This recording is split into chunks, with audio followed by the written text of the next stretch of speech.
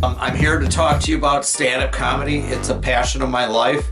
Absolutely love it. Started doing stand-up in 1996. Took a class. Fell in love with it. But if you sit back and listen, you want to try to do some stand-up, I think I've got some good stuff for you. I've started the comedy college in 1999 in Milwaukee, Wisconsin. In 2001, I took it to Chicago. Probably my most successful student to date is a guy by the name of Nate Bargatze. You might have seen him on Netflix and Showtime, Jimmy Fallon 10 times. When I was in Chicago, Nate took my class, and then we'd have a show after a class at a place called Coyle's Tippling House on Halsted Street.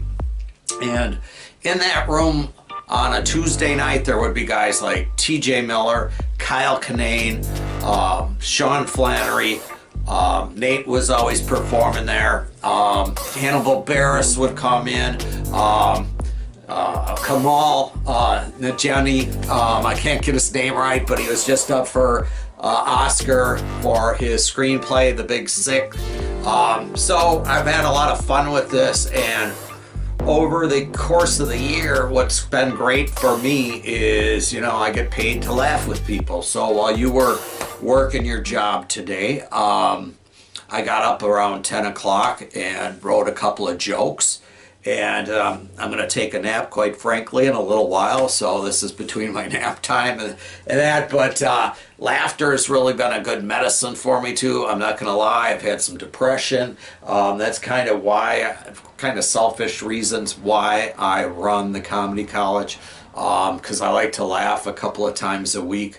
But if you want to hear about what I do a little bit, Nate Bargatze is on the broadcast with Mark Maron's talking about what I do on the WTF broadcast with Mark Maron. It's episode 312. So if you want to check that out, just Google it and it'll come up, and you can listen where Nate talked about what I did for him. Mark Maron's also says, he wishes he took a class, and he wishes he took a class because he just felt like the first 4 years of doing comedy that he didn't know what he was doing. So anyway, I did write this book. It's called Stand-Up Comedy 101, Live, Laugh, and Perform.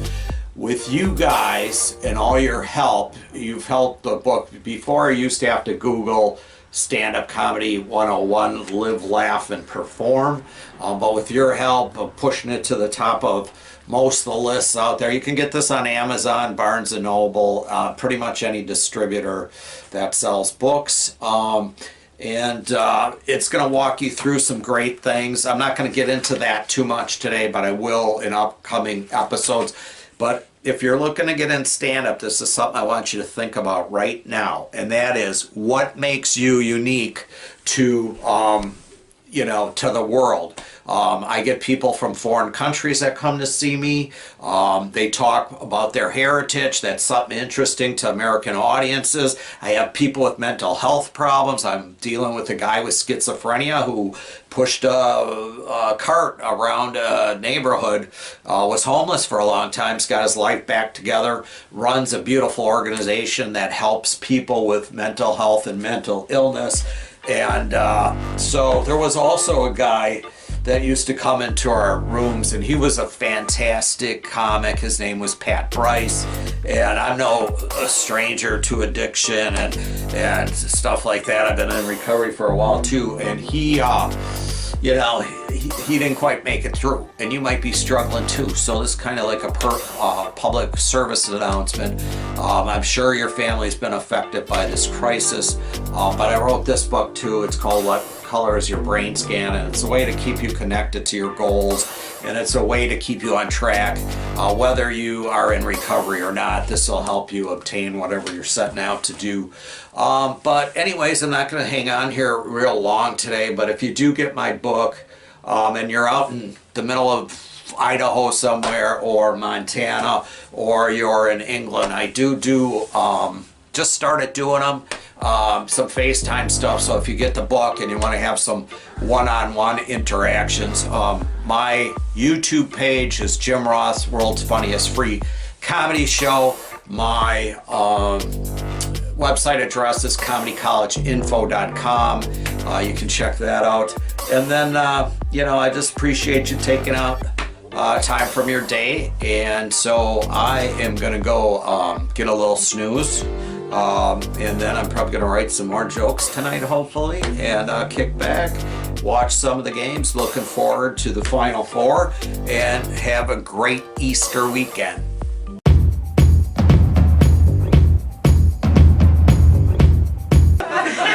It's harder to find a guy to date in my age demographic than it is to find a parking spot. Like in Shorewood, it's exactly like finding a parking spot in Shorewood. You know, you're driving along, you go like, oh, that one's pretty good. And before you know it, damn, some bitch gets there right before you. I had a really nice encounter with a man that was, you know, he was pretty good. He was in my age demographic. He had a really good job. He was good looking. And the best part was when he looked at me and he said, shh, don't say anything. I just want to hear your heartbeat. He was my cardiologist.